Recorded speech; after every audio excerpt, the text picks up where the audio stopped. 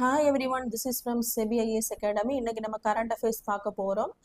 ஆர்பிஐல இருக்கக்கூடிய அந்த 4 டெபுட்டி கவர்னரில் வந்து புதுசாக ஒருத்தரை வந்து சூஸ் பண்ணியிருக்காங்க.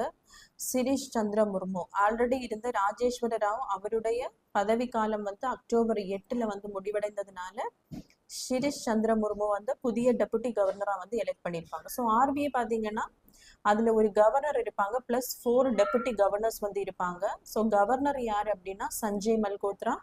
டெபுட்டி கவர்னர்ஸ் வந்து புதுசாக எலெக்ட் பண்ண இருக்கக்கூடிய சிரீஷ் சந்திர முர்மு, பூனம் குப்தா, ரவி சங்கர் அண்ட் சுவாமிநாதன். ஸோ இந்த ஆர்பிஐ அப்படின்னா என்ன அப்படின்னா கவர்மெண்ட்டுடைய சென்ட்ரல் பேங்க் தான் இந்த ஆர்பிஐ. ஸோ இவங்க தான் நாட்டில் இருக்கக்கூடிய மற்ற பேங்க்ஸை வந்து ரெகுலேட் பண்ணுவாங்க. So for example Indian bank, Indian Overseas bank, Canara bank, இது எல்லாமே கண்ட்ரோல் பண்ணக்கூடிய அதிகாரம் வந்து ஆர்பிஐ கிட்ட தான் இருக்கு.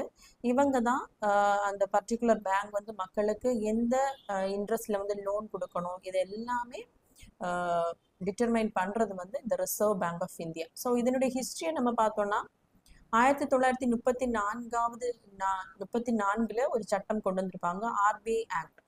ஸோ அதன்படி தான் 1935 வந்து இந்த ரிசர்வ் பேங்க் ஆஃப் இந்தியா கல்கட்டாவில் ஏப்ரல் 1 வந்து தொடங்கப்பட்டிருக்கும். ஸோ அப்போ பார்த்தீங்கன்னா நம்ம பிரிட்டிஷ் கிட்ட அடிமையாக இருந்திருப்போம். ஸோ அந்த பிரிட்டிஷ் இந்தியாவில் வந்து கவர்னர் ஜெனரலாக இருந்தவர் யார் அப்படின்னா லார்டு வில்லிங்டன். ஸோ கல்கட்டாவில் தான் எஸ்டாப்ளிஷ் பண்ணியிருப்பாங்க. நெக்ஸ்ட் 1937 வந்து இதை வந்து மும்பையில் வந்து டிரான்ஸ்ஃபர் பண்ணியிருப்பாங்க. ஸோ இப்போது நம்மளுடைய ஆர்பிஐயோட ஹெட் குவார்ட்டர்ஸ் எங்கே இருக்குது அப்படின்னா மும்பையில் தான் இருக்குது. ஸோ 1935 இதை எஸ்டாப்ளிஷ் பண்ணப்போ இதனுடைய கவர்னராக இருந்தவர் யார் அப்படின்னா ஆஸ்பான் ஸ்மித். நெக்ஸ்ட்டு இதை வந்து